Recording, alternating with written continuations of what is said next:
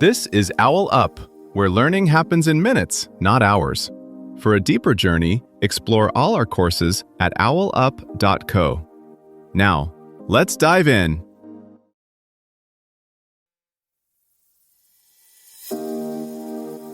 Welcome back to Chapter 2 of our series, Unlocking the Power of Memory, Techniques for Everyday Mastery.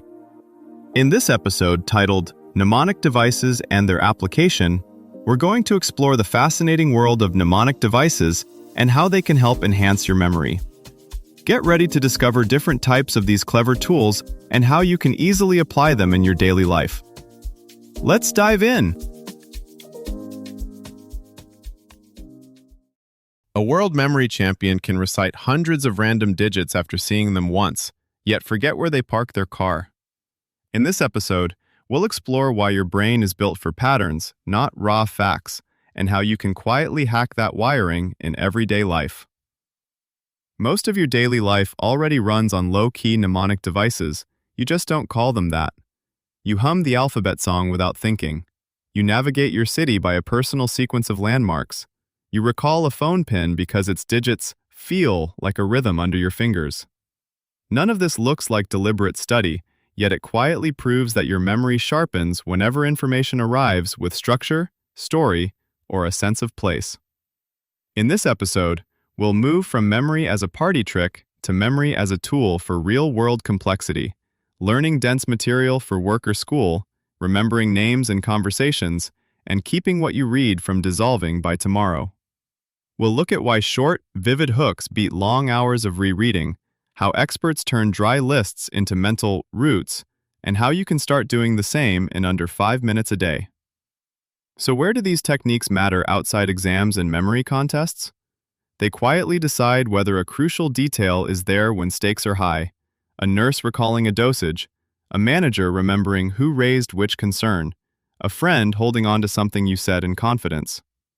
Research shows that recall jumps when new details are anchored to what you already know and then revisited just as you're about to forget.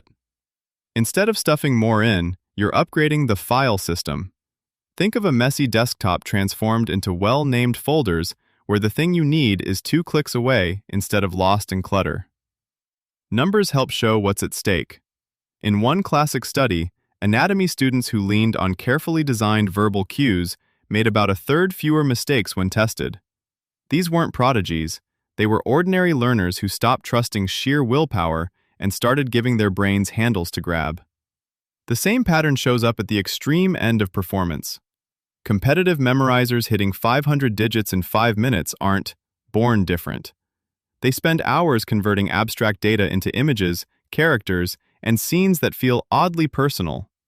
Their main advantage isn't raw capacity. It's craftsmanship in how they label and arrange what they learn. For most people, the turning point is realizing that you can do a lightweight version of this in daily life. You don't need a full memory palace for every task. You might turn a 4-step safety checklist into the first letters of a pronounceable word. Attach a client's name to a vivid feature plus a tiny story you rehearse once or twice. Map key steps in a process onto a familiar walking route you mentally stroll before a meeting. What makes these approaches scale is how they mesh with spacing. Instead of reviewing everything, you only revisit the small set of cues that unlock rich detail. That makes it realistic to keep dozens of topics warm over weeks. Each cue becomes a compact access point to a larger cluster of ideas. This isn't about memorizing for its own sake. People who train this way often notice side effects. Better focus in conversations because they're quietly tagging what matters, more confidence speaking without notes, easier connections between ideas because more of the raw material is instantly available. One concern is that such tricks might lead to shallow learning. Research with older adults suggests the opposite when they are encouraged to explain, categorize, and personalize the information behind each cue. The mnemonic becomes scaffolding, not a substitute for understanding, useful early on, gradually less needed as the material weaves into what you already know. A practical way to see this in action is to watch how different fields quietly bend information into shapes that stick. A pilot learning emergency procedures might link each step to a distinct spot in the cockpit, so their hand movement mirrors the order of actions. A chef training new staff could turn a list of food safety rules into a short, ridiculous story that walks through the kitchen from fridge to plating line, each stop tied to a specific rule. Software engineers sometimes tag error codes with tiny personality quirks, so patterns of failure feel like recognizable characters misbehaving, not anonymous numbers. One analogy from architecture helps here. Blueprints are not the building, but they make the structure thinkable and navigable before a single brick is laid. In the same way, these small hooks give you a provisional layout for complex material, so you can move around inside it long enough for deeper understanding to form and connections to accumulate where you actually need them. As tools like AR and AI begin to shape how we learn, mnemonic-style cues may fade into the environment. Street names that pulse subtly in smart glasses during navigation drills, or onboarding software that quietly turns a company's org chart into a personalized set of landmarks.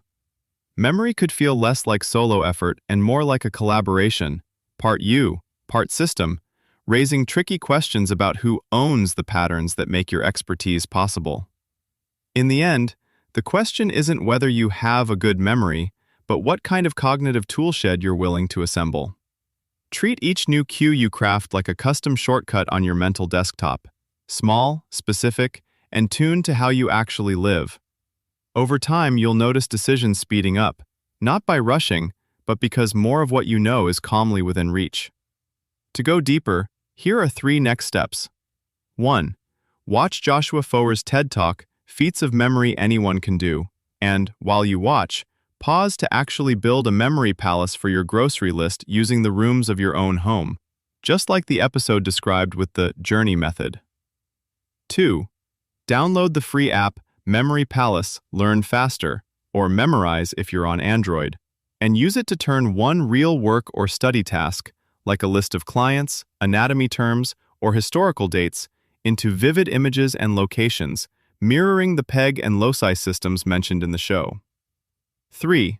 Grab a copy of Moonwalking with Einstein, or use the free sample on Kindle, and work through the first chapter while you construct a 10-item peg list, 1 through 10, with absurd images. Then test yourself by instantly recalling those pegs forwards and backwards. This was OwlUp, your daily step forward. To keep learning with structured courses and more insights, go to owlup.co. Until tomorrow!